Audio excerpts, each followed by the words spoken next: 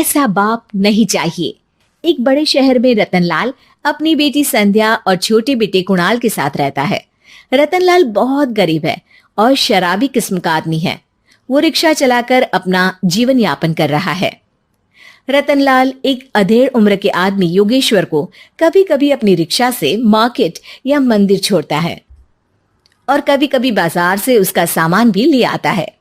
एक दिन रतनलाल योगेश्वर से कहता है, साहब, आपके पास गाड़ी है, फिर भी आप कभी कभी रिक्शा से क्यों जाते हो? इन शहर की गलियों को आराम से देखना मुझे बहुत पसंद है। ठीक है साहब, मैं चलता हूँ, कल फिर आऊंगा। अरे रतनलाल, रुको तो। मैंने सुना है कि तुम अपनी बेटी को कुछ पैसों के बदले किसी को दे रहे हो। अभी किसी को बेचे नहीं तो क्या करे साहब। एक छोटा बेटा है, उसको पढ़ाना भी है, उसकी देखभाल भी करनी है, और अगर मैं बेटी को घर में रखूंगा तो उसकी शादी कैसे करूंगा साहब। तुमको कितने पैसे मिल रहे हैं? अब 50,000 साहब। देखो, मैं तुमको पूरे 20 लाख रुपए देता हूँ। तुम अपनी बेटी संध्या को मुझे दे दो। हैं? 20 लाख? धन्यवाद साहब, धन्यवाद। मैं कल ही उसे आपके पास छोड़ जाऊंगा साहब। अगले दिन रतनलाल संध्या को हमेशा के लिए योगेश्वर के यहाँ छोड़ आता है और बदले में 20 लाख रुपए लेकर घर आ जाता है। रतनलाल जिंदगी में पहली बार इतने पैसे पाकर बौखला गया। उसने एक अच्छा घर लिया। कुणाल, अब हमें कोई चिंता नहीं है, तो अब अच्छे से पढ़, खूब मन लगाकर पढ़ाई करना। पापा, मुझे पढ़ाई करना अच्छा नहीं लगता। अरे तूने अगर ज्यादा बकवास की ना तो बहुत मारूंगा। कल से तू अच्छे स्कूल में जाएगा तो जाएगा, हाँ बस। कुणाल का एडमिशन एक अच्छे स्कूल में हो जाता है, लेकिन आए दिन स्कूल से शिकायत आती ही रहती है। 10 साल बाद एक दिन प्रिंसिपल मैडम रतनलाल को स्कूल में बुलाती है। रतनलाल, आपका बेटा कुणाल बहुत आवारा हो गया है और ये बिल्कुल भी पढ़ाई नहीं करता है, बल्कि उसका दिमाग गलत कामों में जा रहा है। अब मैं उससे बात करूंगा मैडम। ठीक है, आज ये आखिरी मौका है, अगली बार तो मैं उसे स्कूल से ही बाहर निकाल दूंगी। रतनलाल घर आ जाता है और कुणाल से कहता है, कुणाल बेटा, मैं तुम्हारे ऊपर इतना पैसा लगा रहा हूं, फिर भी तुम स्कूल में सही से क्यों नहीं पढ़ते हो? आप तो रहने ही दीजिए, मैं सब जानता हूं कि ये पैसा कहां से आया है। और वैसे भी अब ये पैसा मेरा है, मेरा जो भी मन होगा मैं करूंगा। आज के बाद मैं कभी स्कूल नहीं जाने वाला। रतनलाल को अपनी बेटी की याद आती है और वो रोने लगता है। 5 साल बाद कुणाल एक दिन एक लड़की को शादी करके घर ले आता है। पिताजी, ये मेरी पत्नी है स्वीटी। तुमने शादी कर ली? हाँ, शादी कर ली मैंने, दिखाई नहीं दे रहा। और अब से आप फिर से कमाना शुरू कर दो, बहुत बैठ कर खा लिया। कुणाल, तुम इस बुड्ढे को घर में क्यों रख रहे हो? देखो ना, ये शराब पीता है, इसे घर से बाहर निकाल फेंको। अरे स्वीटी, ये मेरे पापा है, कैसे बाहर निकाल दूं? और वैसे भी घर में कोई तो चाहिए ना काम करने वाला, नौकर समझ कर रख लो।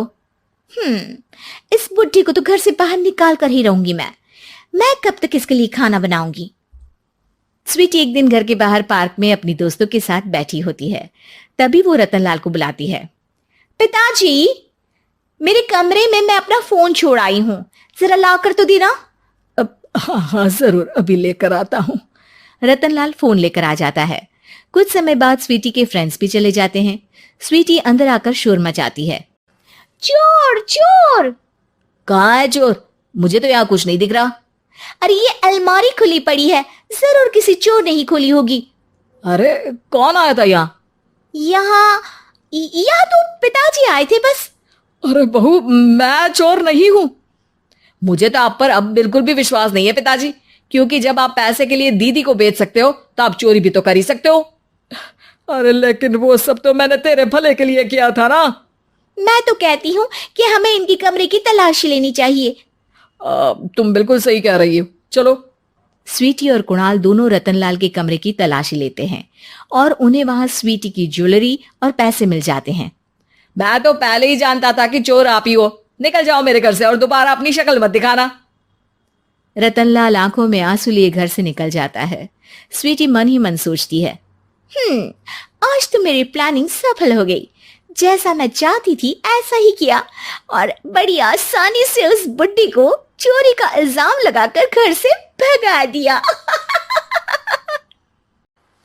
रतनलाल की हालत अब ज्यादा खराब हो गई और वो सड़क पर बैठकर भीख मांगकर खाने लगा। एक दिन वहां एक गाड़ी आकर रुकी और सड़क पर बैठे सभी भिखारियों को अपने सेंटर ले गई। एनजीओ की मालिक संध्या एक एक करके सभी को सुविधा मुहैया कराती है। तभी उसकी नजर रतनलाल पर पड़ती है। पिताजी, संध्या तू? पिताजी आपकी ये हालत कैसे हुई? ये सब मेरे बुरे कर्मों की सजा है जो मुझे मिल रही है। मुझे माफ कर दे बेटी।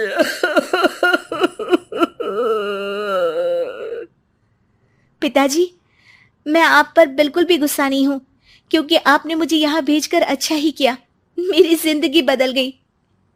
लेकिन ये सब हुआ कैसे बेटा? आप ये नए कपड़े पहनो, तब तक मैं योगेश्वर अंकल को बुला कर लाती हूँ। योगेश्वर अंकल? हाँ अंकल। योगेश्वर जी ने तुझसे शादी नहीं की थी? नहीं तो पापा, उन्होंने तो मुझे पढ़ा लिखा कर इस काबिल बनाया है कि मैं आज सबकी सेवा कर पा रही हूँ। रतनलाल पश्चाताप करके रोता रहता है। तभी योगेश्वर भी वहां आ जाता है। रतनलाल जी, आपकी ये हालत कैसे हुई? इतने सारे पैसों के बावजूद भी? क्योंकि मैंने बेटे और बेटी में भेदभाव किया था। लेकिन आपने ये कैसे किया? मुझे ये जानना है, बताइए। सालों पहले जब संध्या छोटी थी, तब मैंने एक बार एक आदमी से तुम्हें बात करते हुए सुना था, जो कुछ पैसों में संध्या को तुमसे खरीद कर शादी करना चाहता था। मैं उस समय एनजीओ में बच्चों के लिए ही काम कर रहा था और मैं किसी भी लड़की की जिंदगी खराब होते नहीं देख सकता था। इसलिए मैंने अपने जीवन की कमाई का एक बड़ा हिस्सा तुम्हें दे दिया था। सच में कितना गलत था मैं। मुझे माफ कर दो। अब आप दोनों मेरे साथ घर चलो और आज मैं अपना सच्चा प्रायश्चित करना चाहता हूं। योगेश्वर और संध्या रतनलाल के साथ घर जाते हैं। स्वीटी दरवाजा खोलती है। चोर भिखारी, तू फिर से आ गया? चल भाग यहाँ से बुड्ढे। ये घर तुम्हारे बाप का नहीं, मेरा है। बाहर निकलो यहाँ से। रतनलाल कुणाल और संध्या को घर से बाहर निकाल देता है।